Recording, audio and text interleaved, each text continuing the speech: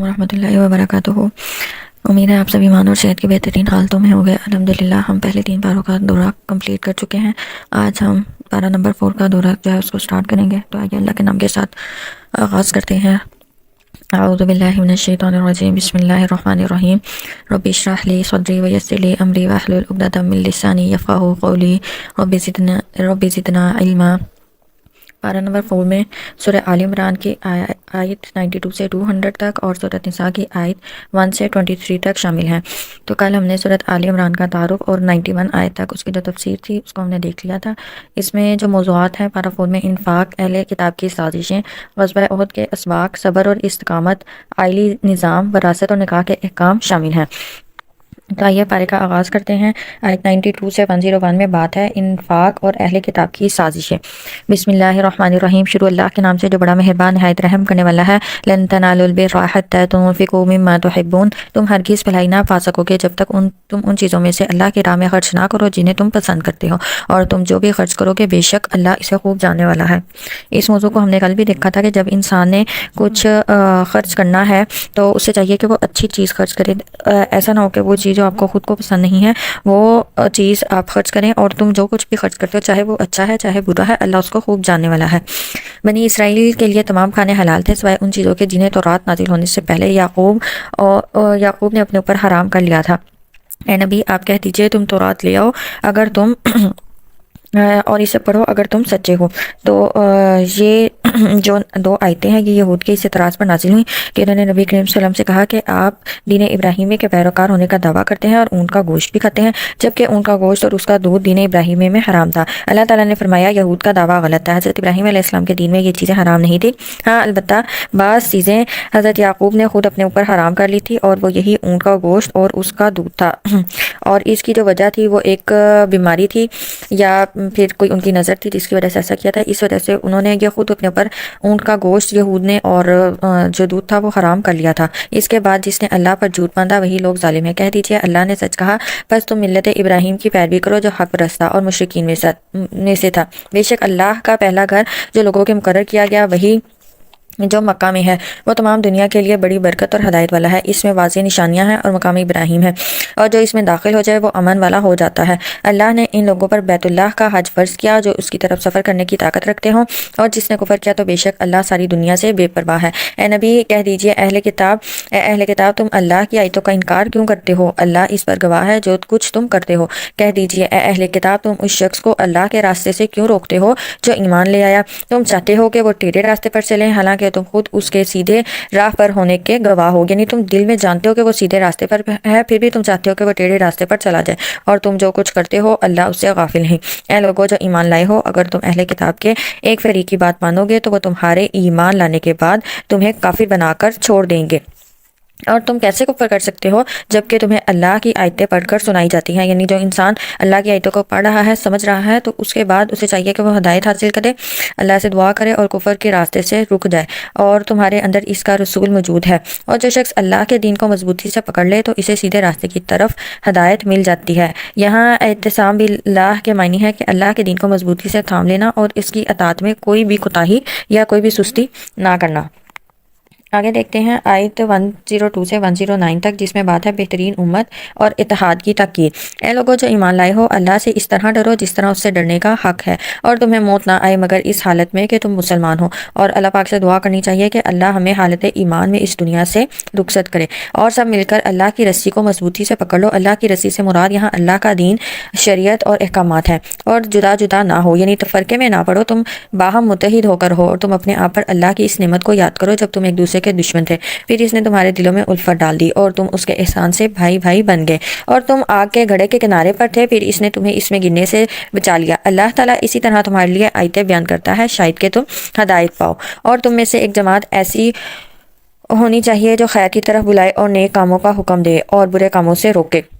اور یہ جو ہے وَيَأْمُرُونَ بِالْمَعْرُوفِ وَيَنْهَوْنَ عَنِ الْمُنْکَرِ، یہ ہر مسلمان کا فریضہ ہے کہ وہ نیک کام خود بھی کرے اور لوگوں کو نیکی کا حکم دے اور برے کاموں سے روکے، اور وہی لوگ فلاح پانے والے ہیں۔ اور تم ان لوگوں کی طرح نہ ہو جاؤ جو فرقوں میں بٹ گئے اور ان کے پاس واضح دلیلیں آ جانے کے بعد انہوں نے ایک دوسرے سے اختلاف کیا، اور ان لوگوں کے لیے بہت بڑا عذاب ہے جس دن کئی چہرے سفید ہوں گے اور کئی چہرے سیاہ ہوں گے۔ دیکھیں، جہاں جنت کی بات کی ہے، جہاں نیک لوگوں کی بات کی ہے، وہیں ساتھ میں دوزخ اور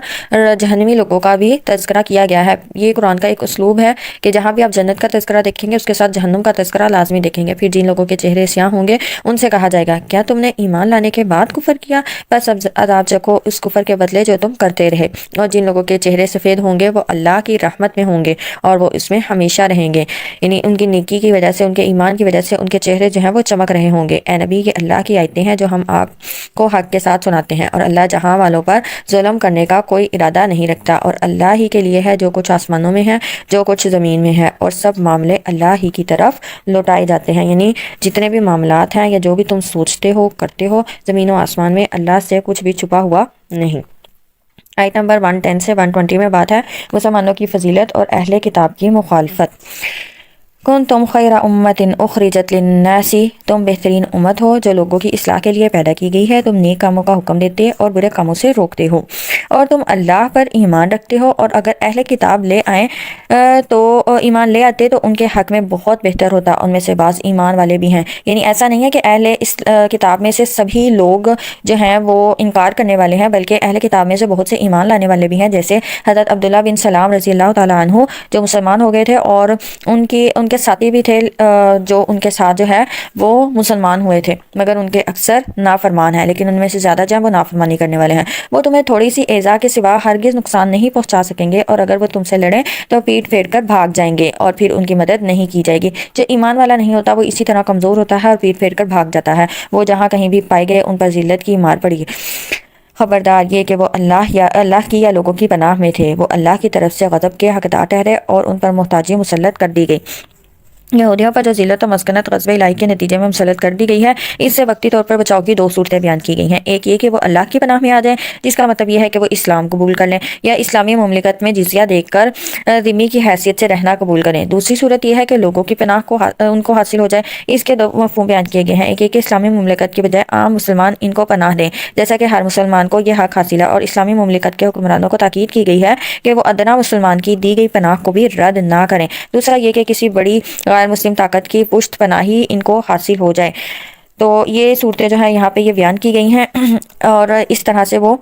بچ سکتے ہیں۔ وہ سب برابر نہیں ہیں، نہیں اہل کتاب میں سے ایک گروہ وہ حق پر قائم ہے، وہ رات کی گھڑیوں میں اللہ کی آیتیں تلاوت کرتے ہیں اور وہ سجدہ کرتے ہیں، وہ اللہ اور یوم آخرت پر ایمان رکھتے ہیں، اور وہ نیکی کا حکم دیتے ہیں اور برائی سے روکتے ہیں، اور وہ بھلائی کے کاموں میں سبقت کرتے ہیں، اور وہی نیکوکاروں میں سے ہیں، اور جو بھی بھلائی کریں گے اس کی ناقدری نہیں کی جائے گی، اور اللہ پرہیزگاروں کو خوب جانتا ہے۔ بے شک جن لوگوں نے کفر کیا ان کے مال اور ان کی اولاد اللہ کے عذاب سے ذرا بھی نہ چھڑا سکیں گے۔ یعنی اگر انسان کو لگتا ہے کہ اس کی مال کی فراوانی اور اس کے اولاد کی فراوانی اور مضبوطی جو اسے اولاد کی وجہ سے حاصل ہے اس کی وجہ سے وہ عذاب سے بچ جائے گا، تو ایسا بالکل بھی نہیں ہوگا، اور وہی دوزخ والے ہیں، وہ اس میں ہمیشہ رہیں گے۔ کافر اس دنیا میں جو کچھ خرچ کرتے ہیں اس کی مثال ایسی آندھی کی سی ہے جس میں سخت پالا ہو، اور وہ ان لوگوں کی کھیتی پر چلے جنہوں نے اپنی جانوں پر ظلم کیا تو وہ اسے تباہ کر ڈالے، اور اللہ نے ان پر ظلم نہیں کیا بلکہ وہ خود ہی اپنی جانوں پر ظلم کرتے تھے۔ اللہ کسی پر بھی ظلم نہیں کرتا، بلکہ یہ انسان کے اعمال ہوتے ہیں جس کی وجہ سے انسان خود اپنے نفس پر ظلم کر بیٹھتا ہے۔ اے لوگو جو ایمان لائے ہو، تم اپنے لوگوں کے سوا کسی کو ولی اور دوست نہ بناؤ۔ یہاں پہ یہ مضمون پہلے بھی گزر چکا ہے، جہاں پہ اللہ سبحانہ و تعالیٰ نے غیر مسلموں سے دوستی کرنے سے منع کیا ہے، کیونکہ وہ اگر آپ ان سے دوستی کریں گے تو وہ آپ کے ایمان کو نقصان پہنچا سکتے ہیں۔ دوسرے لوگ تمہیں برباد کرنے میں کوئی کسر نہیں چھوڑتے، وہ چاہتے ہیں کہ تم مصیبت میں پڑو، اور ان کے دلوں کی دشمنی ان کے منہوں سے ظاہر ہو چکی ہے، اور اپنے سینوں میں جو بغض و عناد چھپاتے ہیں وہ کہیں زیادہ ہے۔ ہم نے تمہارے لیے آیتیں کھول کر بیان کی ہیں اگر تم عقل رکھتے ہو۔ خبردار تم لوگ ان سے محبت رکھتے ہو جبکہ وہ تم سے محبت نہیں نہیں رکھتے، تم سب کتابوں پر ایمان رکھتے ہو جبکہ وہ ایسا نہیں کرتے، اور وہ تمہارے سامنے تو ایمان کا اقرار کرتے ہیں مگر جب تنہا ہوتے ہیں تو تم پر اپنی انگلیاں چباتے ہیں غصے کے مارے۔ ان سے کہیے تم اپنے غصے ہی میں مر جاؤ، بے شک اللہ دلوں کے راز خوب جانتا ہے۔ اگر تمہیں کوئی بھلائی پہنچے تو وہ انہیں بری لگتی ہے، اور اگر تمہیں کوئی برائی پہنچے تو وہ اس پر خوش ہوتے ہیں۔ تو دیکھیں ایسے لوگوں سے اگر آپ دوستی کریں گے تو یقیناً وہ آپ کو نقصان پہنچانا چاہیں گے۔ اگر تم صبر کرو اور پرہیزگاری اختیار کرو تو ان کا مکر تمہیں کوئی نقصان نہیں پہنچائے گا۔ تو ان سے بچاؤ کا ذریعہ اللہ نے ہمیں کیا بتایا ہے کہ صبر کرنا ہے اور پرہیزگاری، برائی سے پرہیز کرنا ہے ہم نے۔ بے شک اللہ نے ان کے اعمال کو گھیر رکھا ہے۔ 121 سے 129 میں بات ہے غزوہ احد اور صبر کی تلقین۔ غزوہ احد کا پس منظر دیکھتے ہیں۔ جب جنگ بدر، غزوہ احد کا جو واقعہ ہے یہ شوال 3 ہجری میں پیش آیا، اور اس کا پس منظر کچھ یوں ہے۔ جب جنگ بدر 2 ہجری میں کفار کو عبرت ناک شکست ہوئی، ان کے 70 آدمی مارے گئے اور 70 قید ہوئے، تو ان کفار کے لیے یہ بڑی بدنامی کا باعث اور ڈوب مرنے کا مقام تھا۔ چنانچہ انہوں نے مسلمانوں کے خلاف ایک زبردست انتقامی جنگ کی تیاری کی جس میں عورتیں بھی شریک ہوئیں۔ ادھر مسلمانوں کو جب اس کا علم ہوا کہ کافر 3000 کی تعداد میں احد پہاڑ کے قریب خیمہ زن ہو گئے ہیں، تو نبی کریم صلی اللہ علیہ وسلم نے صحابہ کرام رضی اللہ عنہم سے مشورہ کیا کہ وہ مدینہ میں ہی لڑیں یا مدینہ سے باہر نکل کر مقابلہ کریں۔ بعض صحابہ کرام نے اندر رہ کر ہی مقابلہ کرنے کا مشورہ دیا، اور رئیس المنافقین عبداللہ بن ابی نے بھی اسی رائے کا اظہار کیا۔ لیکن اس کے برعکس بعض پرجوش صحابہ کرام رضی اللہ عنہم نے، جنہیں جنگ بدر میں حصہ لینے کی سعادت حاصل نہیں ہوئی تھی، مدینہ سے باہر جا کر لڑنے کی حمایت کی۔ آپ حجر میں تشریف لے گئے اور ہتھیار پہن کر باہر آئے۔ دوسری رائے والوں کو ندامت ہوئی کہ شاید ہم نے رسول اللہ صلی اللہ علیہ وسلم کو آپ کی خواہش کے برعکس باہر نکلنے پر مجبور کر کے ٹھیک نہیں کیا۔ چنانچہ انہوں نے کہا، اے اللہ کے رسول، اگر اندر رہ کر مقابلہ کرنا پسند فرمائیں تو اندر ہی رہیں۔ آپ نے فرمایا کہ لباس حرب پہن لینے کے بعد کسی نبی کے لائق نہیں ہے کہ وہ اللہ کے فیصلے کے بغیر واپس ہو یا لباس اتارے۔ چنانچہ مسلمان 1000 کی تعداد میں روانہ ہو گئے، مگر صبح دم جب مقام شوط پر پہنچے تو عبداللہ بن ابی اپنے 300 ساتھیوں سمیت یہ کہہ کر واپس آ گیا کہ اس کی رائے نہیں مانی گئی، خواہ مخواہ جان دینے کا کیا فائدہ۔ اس فیصلے سے وقتی طور پر مسلمان بھی متاثر ہوئے اور انہوں نے بھی کمزوری کا مظاہرہ کیا۔ تو آئیے اس کو آپ قرآن کے الفاظ میں دیکھتے ہیں کہ اللہ سبحانہ و تعالیٰ نے اس واقعے کو کس طرح سے بیان کیا ہے،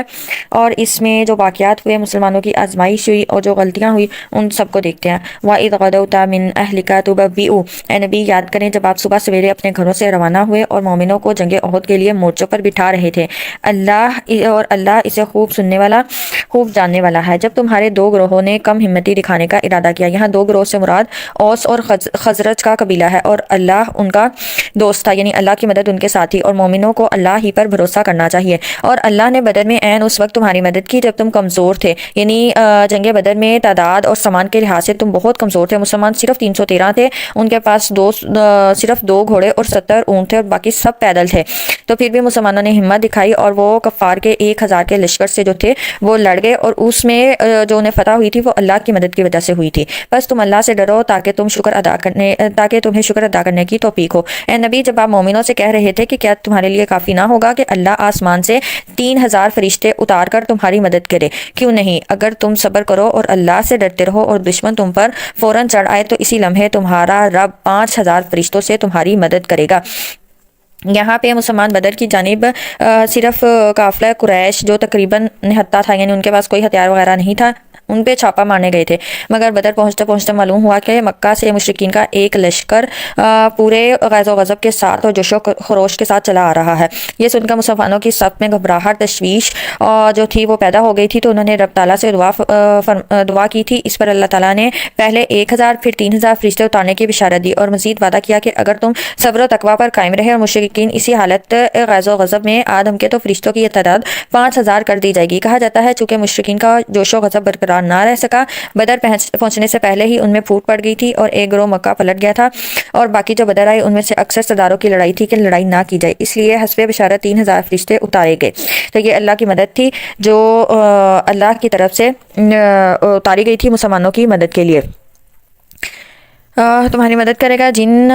کے خاص نشان لگے ہوں گے، اور اللہ نے اسے تمہارے لیے خوشخبری بنا دیا تاکہ اس سے تمہارے دلوں کو تسلی ہو، اور مدد تو اللہ ہی کی طرف سے ہوتی ہے جو بہت زبردست نہایت حکمت والا ہے۔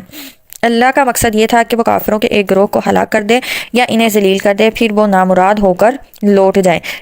یہ اللہ غالب و فرما کا مدد کا نتیجہ بتلایا جا رہا ہے، اور اس کی تفصیل جو ہے سورہ انفال میں بھی ہے۔ جب تم اپنے رب سے مدد طلب کر رہے تھے، اللہ تعالیٰ نے تمہاری فریاد سنتے ہوئے کہا کہ میں 1000 فرشتوں سے تمہاری مدد کروں گا جو سلسلہ بار چلے آئیں گے۔ ان الفاظ سے یہ معلوم ہوتا ہے کہ فرشتے واقعتاً تو 1000 ہی نازل ہوئے، اور مسلمانوں کے حوصلے اور تسلی کے لیے 3000 کا اور پھر 5000 کا مزید مشروط وعدہ کیا گیا۔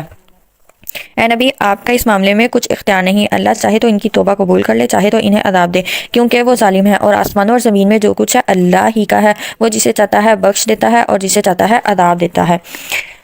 آگے آیت نمبر 130 سے 148 تک دیکھتے ہیں۔ اے لوگو جو ایمان لائے ہو، بڑھا چڑھا کر سود نہ کھاؤ۔ اس میں بات ہے سود کی ممانعت اور کامیابی کے اصول کی۔ یہ جو کہا ہے نا کہ بڑھا چڑھا کر سود نہ کھاؤ، چونکہ غزوہ احد میں ناکامی رسول کی نافرمانی اور مال دنیا کے لالچ کے سبب سے ہوئی تھی، اس لیے اب طمع کی سب سے زیادہ بھیانک شکل سود سے منع کیا جا رہا ہے۔ اور بڑھا چڑھا کر سود نہ کھاؤ کا مطلب یہ ہے کہ بڑھا چڑھا کر نہ ہو تو سود جائز ہے۔ یہاں پہ یہ کہا جا رہا ہے کہ بڑھا چڑھا کر سود نہ کھاؤ، اس کا مطلب یہ نہیں کہ بڑھا چڑھا کر نہ ہو تو سود جائز ہے، بلکہ سود کم ہو یا زیادہ ہو، جس بھی حال میں ہو، سود جو ہے وہ حرام ہے۔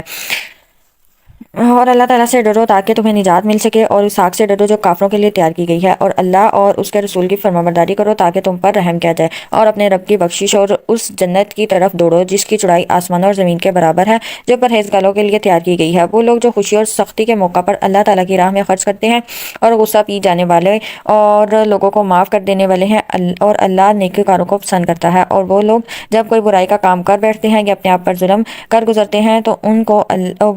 اللہ کو یاد کرتے پھر اپنے گناہوں کی بخشش مانگتے ہیں، اور اللہ کے سوا کون گناہوں کو بخشتا ہے، اور وہ اپنے کیے پر جان بوجھ کر اصرار نہیں کرتے۔ وہی لوگ ہیں جن کا بدلہ ان کے رب کی طرف سے بخشش اور جنت کے باغ ہیں، اور جن کے نیچے نہریں بہتی ہیں، وہ ان باغوں میں ہمیشہ رہیں گے، اور عمل کرنے والوں کے لیے اللہ کے ہاں اچھا اجر ہے۔ تم سے پہلے بھی ایسے واقعات گزر چکے ہیں، چنانچہ تم زمین میں چل پھر کر دیکھو کہ نبیوں کو جھٹلانے والوں کا کیا انجام ہوا، یعنی اس سے عبرت حاصل کرو۔ یہ قرآن لوگوں کے لیے وضاحت اور پرہیزگاروں کے لیے ہدایت اور نصیحت ہے۔ اور تم سستی نہ کرو اور نہ غم کھاؤ، تم ہی غالب رہو گے اگر تم مومن ہو۔ جنگ احد میں مسلمانوں کا لشکر 700 افراد پر مشتمل تھا، جس میں سے 50 تیر اندازوں کا ایک دستہ آپ نے عبداللہ بن جبیر رضی اللہ تعالیٰ عنہ کی قیادت میں ایک پہاڑی پر مقرر فرما دیا تھا، اور انہیں تاکید کر دی کہ چاہے ہمیں فتح ہو یا شکست، تم یہاں سے نہ ہلنا، اور تمہارا کام یہ ہے کہ جو گھڑ سوار تمہاری طرف آئے تیروں سے اسے پیچھے دھکیل دینا۔ لیکن جب مسلمان فتح یاب ہو گئے اور مال و اسباب سمیٹنے لگے تو اس دستے میں اختلاف ہو گیا۔ کچھ کہنے لگے کہ نبی کریم صلی اللہ علیہ وسلم کے فرمان کا مقصد تو یہ تھا کہ جب تک جنگ جاری ہے رہے یہیں جمے رہنا، لیکن جب یہ جنگ ختم ہو گئی ہے اور کفار بھاگ رہے ہیں تو یہاں رہنا ضروری نہیں۔ چنانچہ انہوں نے بھی وہاں سے ہٹ کر مال و اسباب جمع کرنا شروع کر دیا، اور نبی کریم صلی اللہ علیہ وسلم کے فرمان کی اطاعت میں صرف 10 آدمی باقی رہ گئے، جس سے کافروں نے فائدہ اٹھایا اور ان کے گھڑ سوار پلٹ کر وہیں سے مسلمانوں کے عقب میں جا پہنچے اور ان پر اچانک حملہ کر دیا، جس سے مسلمانوں میں افراتفری مچ گئی اور وہ غیر متوقع حملے سے سخت سراسیمہ ہو گئے، جس سے مسلمانوں کو قدرتی طور پر بہت تکلیف ہوئی۔ ان آیات میں اللہ تعالیٰ نے مسلمانوں کو تسلی دی ہے کہ تمہارے ساتھ جو کچھ ہوا کوئی نئی بات نہیں، پہلے بھی ایسا ہوتا آیا ہے، یعنی جو نبی کی بات کو نہیں مانتے، نبی کی نافرمانی کرتے ہیں تو ان کے ساتھ پھر ایسا ہی ہوتا ہے۔ گزشتہ جنگ میں جو تمہیں نقصان پہنچا اس سے سست نہ ہو اور نہ اس پر غم کھاؤ، کیونکہ اگر تمہارے اندر ایمانی قوت موجود رہی تو غالب و کامران رہو گے۔ اس میں اللہ تعالیٰ نے ایمان کی قوت کا اثر، راز اور ان کی کامیابی کی بنیاد واضح کر دی ہے۔ چنانچہ یہ واقعہ ہے کہ اس کے بعد مسلمان ہر معرکے میں سرخرو ہی رہے، اور یعنی یہاں پہ انہوں نے اپنی اس غلطی سے سبق حاصل کیا، عبرت پکڑی، اور آگے جو پھر واقعات ہوئے اس میں انہوں نے اس غلطی کو نہیں دہرایا۔ یہ قرآن لوگوں کے لیے وضاحت اور پرہیزگاروں کے لیے ہدایت اور نصیحت ہے۔ تم سستی نہ کرو اور نہ غم کھاؤ، تم ہی غالب رہو گے اگر تم مومن ہو۔ اگر تمہیں احد میں زخم لگے ہیں تو ایسے ہی زخم بدر میں کافروں کو بھی لگ چکے ہیں، ہم ان دونوں کو لوگوں کے درمیان عدل بدل کرتے رہتے ہیں۔ ایک اور انداز میں یہاں پہ تسلی دی ہے کہ اگر احد میں تمہارے کچھ لوگ زخمی ہوئے ہیں تو کیا ہوا، تمہارے مخالف بھی تو جنگ بدر اور احد کی ابتدا میں اسی طرح زخمی ہو چکے ہیں، اور اللہ کی حکمت کا تقاضا ہے کہ وہ فتح و شکست کے ایام کو عدلتا بدلتا رہتا ہے، کبھی غالب کو مغلوب اور کبھی مغلوب کو غالب کر دیتا ہے۔ اور تمہیں یہ زخم اس لیے لگے کہ اللہ جاننا چاہتا ہے کہ کون ایمان والے ہیں، اور وہ تم میں سے بعض کو شہادت کا مرتبہ دینا چاہتا تھا، اور اللہ ظالموں کو پسند نہیں کرتا، اور ایک وجہ یہ تھی کہ اللہ ایمان والوں کو پاک صاف کر دینا اور کافروں کو مٹا دینا چاہتا تھا۔ کیا تم یہ سمجھ بیٹھے ہو کہ تم سیدھے جنت میں داخل ہو جاؤ گے، یعنی تمہیں کوئی مشکلات یا کوئی آزمائشیں جو ہیں ان کا سامنا نہیں کرنا پڑے گا؟ حالانکہ ابھی اللہ نے تو یہ دیکھا ہی نہیں کہ تم میں سے کون لوگ اس کی راہ میں جانیں لڑانے اور صبر کرنے والے ہیں۔ یعنی جب انسان ایمان قبول کر لیتا ہے تو اس کے ایمان کا امتحان اور آزمائش کی جاتی ہے کہ کون اس پر کھرا اترتا ہے۔ تحقیق تم جنگ سے پہلے ہی شہادت کی موت کی خواہش کرتے تھے، یعنی یہ اشارہ ان صحابہ کی طرف ہے جو جنگ بدر میں شریک نہ ہونے کی وجہ سے ایک احساس محرومی رکھتے تھے اور چاہتے تھے کہ میدان اگر گرم ہو تو وہ بھی کافروں کی سرکوبی کے لیے جہاد کی فضیلت حاصل کریں۔ انہی صحابہ نے جنگ احد میں جوشی جہاد سے کام لیتے ہوئے مدینہ سے باہر نکلنے کا مشورہ دیا تھا، لیکن جب مسلمانوں کی فتح کافروں کی اچانک حملے سے شکست میں تبدیلی ہو گئی، جس کی تفصیل ہم دیکھ چکے ہیں، تو یہ پرجوش مجاہدین بھی سراسیمگی کا شکار ہو گئے اور بعض نے راہ فرار اختیار کر لی اور بہت تھوڑے ہی لوگ ثابت قدم رہے۔ اس لیے حدیث میں آتا ہے کہ تم دشمن سے مڈ بھیڑ کی آرزو مت کرو اور اللہ سے عافیت طلب کیا کرو، تاہم جب از خود حالات ایسے بن جائیں کہ تمہیں دشمن سے لڑنا پڑ جائے تو پھر ثابت قدم رہو اور یہ جان لو کہ جنت تلواروں کے سائے تلے ہے، یعنی جنت جو ہے اتنی آسانی سے نہیں ملے گی، اور محمد صلی اللہ علیہ وسلم ایک رسول ہی تو ہیں، ان سے پہلے بھی بہت سے رسول گزر چکے، اگر ان کا انتقال ہو جائے یا شہید ہو جائیں تو کیا تم اسلام سے اپنی ایڑیوں کے بل پھر جاؤ گے؟ اور جو کوئی اپنی ایڑیوں کے بل پھر جائے تو وہ اللہ کا کچھ بگاڑ نہ سکے گا۔ جنگ احد میں شکست کے اسباب میں سے ایک سبب یہ بھی تھا کہ رسول اللہ صلی اللہ علیہ وسلم کے بارے میں کافروں نے یہ افواہ اڑا دی کہ نعوذ باللہ محمد صلی اللہ علیہ وسلم قتل کر دیے گئے ہیں۔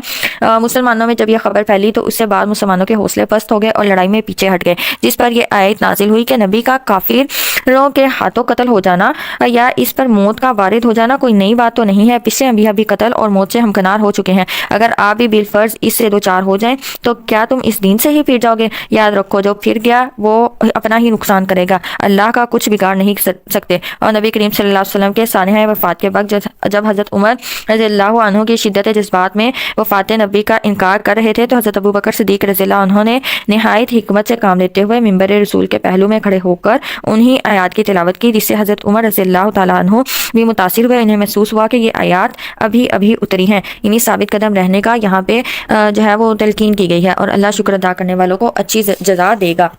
اور کوئی جاندار اللہ کے حکم کے بغیر نہیں مر سکتا، اس نے موت کا وقت لکھا ہوا ہے، اور جو کوئی دنیا کا بدلہ چاہتا ہو تو ہم اسے دنیا میں ہی سب کچھ دے دیتے ہیں، جو کوئی آخرت کا بدلہ چاہتا ہو تو ہم اسے اس میں سے کچھ دے دیتے ہیں، اور ہم شکر ادا کرنے والوں کو اچھی جزا دیں گے۔ اور کتنے ہی نبی گزرے جن کے ساتھ مل کر بہت سے اللہ والوں نے جہاد کیا، انہیں اللہ کی راہ میں جو تکلیفیں پہنچی انہوں نے ہمت نہ ہاری اور نہ ہی کمزوری دکھائی، اور نہ وہ کافروں سے دبے، اور اللہ صبر کرنے والوں کو پسند کرتا ہے۔ اور ان کا کہنا یہی تھا کہ اے ہمارے رب، ہمارے گناہ بخش دے اور ہمارے کاموں میں ہم سے جو زیادتیاں ہوئیں وہ معاف کر دے، اور ہمیں ثابت قدم رکھ اور کافر قوم کے مقابلے میں ہماری مدد فرما۔ چنانچہ اللہ نے انہیں دنیا میں ثواب دیا اور آخرت میں بہت اچھا ثواب دیا، اور اللہ نیکی کرنے والوں کو پسند کرتا ہے۔ آیت 149 سے 157 کفار کی سازشوں سے بچنے کی ہدایت کی جا رہی ہے۔ اے لوگوں جو ایمان لائے ہو، اگر تم کافروں کی باتیں مانو گے تو وہ تمہیں پلٹا کر مرتد بنا دیں گے، پھر تم خسارہ پانے والے ہوگے، بلکہ اللہ تمہارا مولا ہے اور وہی بہترین مدد کرنے والا ہے۔ جن لوگوں نے کفر کیا ان کے دلوں میں رعب ڈال دیں گے، اس لیے کہ انہوں نے اللہ کے ساتھ ایسی چیزوں کو شریک ٹھہرایا ہے جن کی اللہ نے کوئی دلیل نازل نہیں کی، اور ان کا ٹھکانہ دوزخ ہے، اور وہ ظالموں کا بہت برا ٹھکانہ ہے۔ یقیناً اللہ نے تم سے اپنا وعدہ سچ کر دکھایا جب تم احد میں اس کے حکم سے کافروں کو قتل کر رہے تھے، یہاں تک کہ جب تم نے کم ہمتی اختیار کی اور اپنی ذمہ داری کے بارے میں جھگڑنے لگے، اور اس کے بعد جب اللہ نے تمہیں وہ چیز یعنی مال غنیمت کی جھلک دکھائی جس سے تم محبت کرتے تھے تو تم نے نافرمانی کی۔ تم میں سے کچھ لوگ دنیا کو چاہتے تھے اور کچھ آخرت کی خواہش رکھتے تھے، پھر اللہ نے تمہیں کافروں کے مقابلے میں پسپا کر دیا تاکہ تمہاری آزمائش کرے، بلا شبہ پھر بھی اس نے تمہیں معاف کر دیا، اور اللہ مومنوں پر فضل کرنے والا ہے۔ جب تم بھاگے چلے جا رہے تھے اور کسی کی طرح پلٹ کر نہ دیکھتے تھے اور رسول تمہارے پیچھے سے تمہیں آوازیں دے رہے تھے، پھر اللہ نے تمہیں غم پر غم دیے تو یہاں غم سے مراد ایک تو یہ ہے کہ مال غنیمت اور کفار پر فتح و ظفر سے محرومی کا غم، اور دوسرے غم سے مراد مسلمانوں کی شہادت اور ان کے زخمی ہونے، نبی صلی اللہ علیہ وسلم کے حکم کی خلاف ورزی اور آپ کی خبر شہادت سے پہنچنے والا غم۔ تو یہاں پہ یہ ہے کہ ان کو غم پر غم دیا تاکہ تمہیں یہ سبق ملے کہ جو کچھ تمہارے ہاتھ سے جائے یا جو مصیبت تم پر نازل ہو اس پر تمہیں غمگین نہیں ہونا چاہیے، بلکہ صبر کرنا چاہیے اور اللہ کی رضا سمجھنا چاہیے، اور جو تم عمل کرتے ہو اللہ اس کی خبر رکھتا ہے۔ پھر اس نے غم کے بعد تم پر سکون نازل کیا جس سے تمہارے ایک گروہ پر اونگ طاری ہو گئی، اور دوسرا گروہ جس کے نزدیک ساری اہمیت اپنی ذات کی ہی تھی وہ اللہ کے بارے میں ناحق جاہلانہ طور پر گمان کرنے لگے۔ وہ کہتے تھے کیا اس معاملے میں ہمارا بھی کوئی اختیار ہے؟ کہہ دیجئے سب اختیار اللہ کا ہی ہے۔ یہاں پہ یعنی وہ جو انہوں نے بات کہی کہ کیا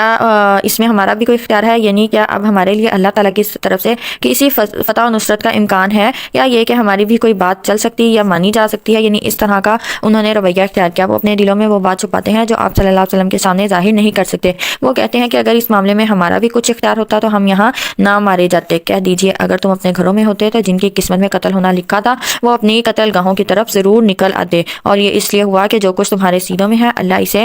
آزمائے اور تاکہ تمہارے دلوں میں سے وسوسے صاف کر دے۔ یعنی اگر تم گھر میں ہو یا باہر ہو، اگر تمہارا ایک وقت لکھا ہے، موت کا ایک وقت مقرر ہے، یا تم نے قتل ہونا ہے تو وہ اس جگہ پہ ہو کر ہی رہنا ہے۔ جب دو لشکر احد میں آپس میں ٹکرائے تھے تو تم میں سے جن لوگوں نے پسپائی اختیار کی یقیناً وہ اپنے بعض کوتاہیوں کے سبب شیطان کے بہکاوے میں آ گئے تھے، اور بلا شبہ اللہ نے انہیں معاف کر دیا۔ بے شک اللہ نہایت بخشنے والا بہت حوصلے والا ہے۔ اے لوگوں جو ایمان لائے ہو تم ان لوگوں کی طرح نہ ہو جاؤ جنہوں نے کفر کیا، اپنے بھائیوں کے بارے میں کہنے لگے جب وہ سفر کے لیے یا جہاد کے لیے نکلے کہ اگر وہ ہمارے پاس رہتے تو نہ مرتے اور نہ قتل کیے جاتے، یہ اس لیے کہ اللہ ان کی ایسی باتوں کو ان کے دلوں کا پچھتاوا بنا دے، اور اللہ ہی زندہ کرتا ہے اور مارتا ہے، اور تم جو کچھ کرتے ہو اللہ اسے دیکھ رہا ہے۔ اور اگر تم اللہ کی راہ میں قتل ہو جاؤ یا مر جاؤ تو اللہ کی بخشش اور رحمت ان چیزوں سے کئی بہتر ہے جو وہ جمع کرتے ہیں۔ آگے آیت نمبر 158 سے 168 غزوہ احد کے اسباق اور صبر کی تلقین۔ تو آئیے اس کو دیکھتے ہیں۔ وَلَئِن مُتُّمْ أَوْ قُتِلْتُمْ، اور اگر تم مر جاؤ یا قتل کر دیے جاؤ یقیناً تم اللہ ہی کی طرف اکٹھے کیے جاؤ گے۔ بس اے نبی آپ کی رحمت کے باعث ان کے لیے نرم ہو گئے، اگر آپ تندخو اور سخت دل ہوتے تو وہ سب آپ کے پاس سے چھٹ جاتے۔ چنانچہ آپ ان سے درگزر کریں اور ان کے لیے بخشش مانگیں اور ان سے اہم معاملات میں مشورہ کریں، پھر جب آپ پختہ ارادہ کر لیں تو اللہ پر بھروسہ کریں، بے شک اللہ بھروسہ کرنے والوں کو پسند کرتا ہے۔ اگر اللہ تمہاری مدد کرے تو کوئی تم پر غالب نہیں آ سکتا، اور اگر وہ تمہیں بے یار و مددگار چھوڑ دے تو پھر کون ہے جو اس کے بعد تمہاری مدد کر سکے؟ اور مومنوں کو اللہ ہی پر بھروسہ کرنا چاہیے۔ یہ ناممکن ہے کہ کوئی نبی خیانت کرے، اور جو کوئی خیانت کرے گا تو اس نے خیانت کی ہوگی تو اس کے ساتھ قیامت کے دن حاضر ہوگا، پھر ہر شخص کو اس کے اعمال کا پورا بدلہ دیا جائے گا اور ان پر ظلم نہیں کیا جائے گا۔ بھلا جو شخص اللہ کی رضا کے پیچھے چل رہا ہے اس شخص جیسا ہو سکتا ہے؟ یہاں اللہ نے مثال بیان کی ہے جو اللہ کی ناراضی لے کر لوٹے اور جس کا ٹھکانہ جہنم ہے، اور وہ بدترین لوٹنے کی جگہ ہے۔ ان کے لیے اللہ کے پاس درجے ہیں اور جو کچھ وہ کرتے ہیں اللہ اسے دیکھ رہا ہے۔ بے شک اللہ نے مومنوں پر احسان کیا جب انہی میں سے ایک رسول بھیجا، وہ انہیں اس کی آیتیں پڑھ کر سناتا ہے اور انہیں پاک کرتا ہے اور انہیں کتاب اور حکمت سکھاتا ہے، اور بے شک وہ اس سے پہلے کھلی گمراہی میں تھے۔ بھلا تمہارا کیا حال ہے جب احد میں تم پر مصیبت آ پڑی تو تم کہنے لگے یہ کہاں سے آئی ہے، حالانکہ بدر میں تم نے اس سے دگنی مصیبت کافروں کو پہنچائی تھی۔ کہہ دیجئے کہ یہ مصیبت تمہاری اپنی لائی ہوئی ہے، بے شک اللہ ہر چیز پر خوب قادر ہے۔ اور احد کے دن جب دونوں لشکر باہم ٹکرائے تو تمہیں جو نقصان پہنچا وہ اللہ کے حکم سے تھا، اور اس لیے تھا کہ اللہ جان لے کہ مومن کون ہے، یعنی وہ جو نقصان تھا وہ اللہ کی طرف سے آزمائش تھی، اور یہ بھی جان لے کہ منافق کون ہے۔ اور ان منافقوں سے کہا گیا تھا آؤ اللہ کے راستے میں لڑو، یہ شہر کا دفاع کرو۔ انہوں نے کہا اگر ہمیں جنگ ہونے کا یقینی علم ہوتا تو ہم ضرور تمہارے ساتھ چلتے۔ یہاں پہ یعنی لڑائی جاننے کا مطلب یہ ہے کہ اگر واقعی آپ لوگ لڑائی لڑنے چل رہے ہو تو ہم بھی ساتھ دیتے، مگر آپ تو لڑائی کی بجائے اپنے آپ کو تباہی کے دہانے میں جھونکنے جا رہے ہو، ایسے غلط کام میں ہم آپ کا کیوں ساتھ دیں؟ اور یہ عبداللہ بن ابی اور اس کے ساتھیوں نے اس لیے کہا تھا کہ ان کی بات نہیں مانی گئی تھی کہ ہم مدینہ کے اندر رہ کر ہی مقابلہ کریں، اور وہ اس روز ایمان کی نسبت کفر کے زیادہ قریب تھے، اور وہ اپنے منہوں سے وہ بات کہہ رہے تھے جو ان کے دلوں میں نہیں تھی، اور اللہ وہ بات خوب جانتا ہے جسے وہ چھپاتے ہیں۔ یہی وہ لوگ ہیں جو خود تو پیچھے بیٹھے رہے اور اپنے بھائیوں سے جو لڑائی میں مارے گئے کہنے لگے اگر وہ ہماری بات مانتے تو قتل نہ ہوتے۔ ان سے کہہ دیجئے اگر تم اس بات میں سچے ہو تو اپنی موت آنے پر اسے ٹال کر دکھانا، یعنی موت کا وقت جو ہے وہ برحق ہے، اس سے کوئی بھی نہیں بچ سکتا۔ آگے آئے دیکھتے ہیں 169 سے 200 شہداء کی فضیلت اور تقوی کی تاکید۔ ان لوگوں کو مردہ خیال نہ کرو جو اللہ کے راستے میں مارے گئے، بلکہ وہ زندہ ہیں، انہیں ان کے رب کی طرف سے رزق دیا جا رہا ہے۔ جو کچھ اللہ نے اپنے فضل سے انہیں دیا اس پر وہ خوش ہیں، اور ان مومنوں کے بارے میں بھی خوشی محسوس کرتے ہیں جو ابھی تک ان میں نہیں ملے اور ان کے پیچھے دنیا میں رہ گئے، کہ انہیں نہ کوئی خوف ہوگا اور نہ ہی وہ غمگین ہوں گے۔ وہ اللہ کی نعمت اور اس کا فضل عطا ہونے پر خوشی محسوس کرتے ہیں، اور بے شک اللہ مومنوں کا اجر ضائع نہیں کرتا۔ یہی لوگ ہیں جنہوں نے جنگ میں زخم لگنے کے بعد اللہ اور اس کے رسول کا حکم مانا۔ ان میں سے جو لوگ نیکوکار اور پرہیزگار ہیں ان کے لیے بہت بڑا اجر ہے۔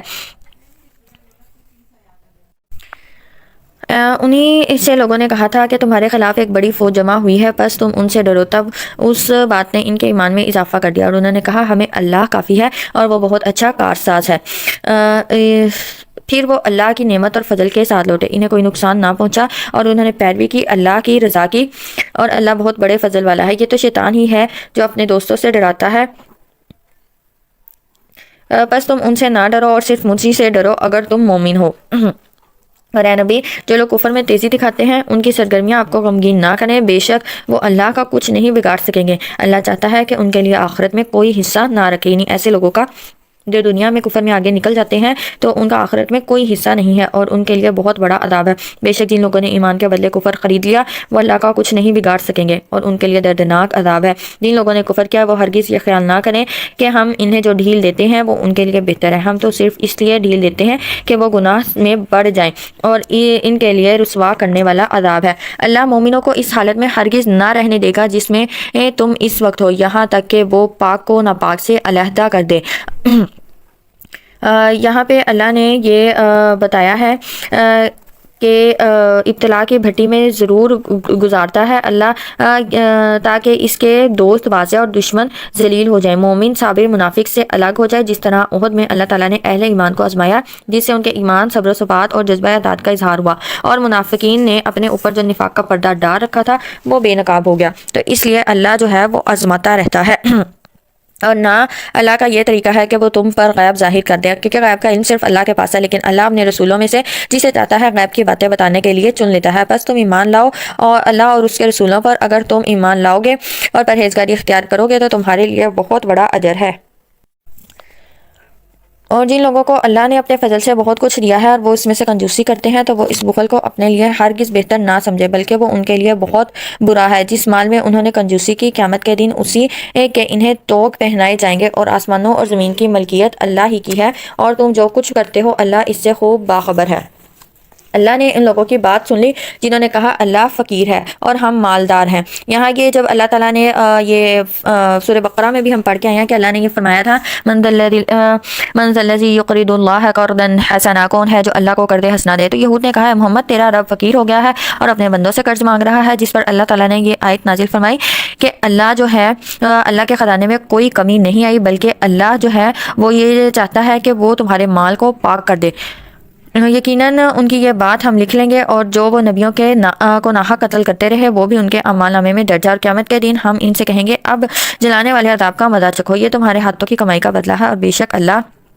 اپنے بندوں پر ہرگز ظلم کرنے والا نہیں۔ یہ وہ لوگ ہیں جنہوں نے کہا بے شک اللہ نے ہم سے عہد لیا ہے کہ ہم کسی رسول پر ایمان نہ لائے یہاں تک کہ وہ ہمارے پاس ایسی قربانی لائے جسے آگ کھا جائے۔ کہہ دیجئے کہ مجھ سے پہلے تمہارے پاس کئی رسول کھلی نشانیاں اور معجزہ بھی لے کر آئے جس کا تم کہہ رہے ہو، پھر تم نے انہیں قتل کیوں کیا اگر تم سچے ہو؟ یعنی یہ انہوں نے معجزہ مانگا تھا کہ ایک قربانی کریں اور وہ آگ آسمان سے اس قربانی کو کھا جائے تو ہم نبی مان لیں گے۔ تو یہاں پہ ان کے اس معجزہ کو مانگنے پر یہ اللہ کہہ رہے ہیں کہ پہلے بھی تو نبی آئے تھے، پہلے بھی تو انہوں نے معجزات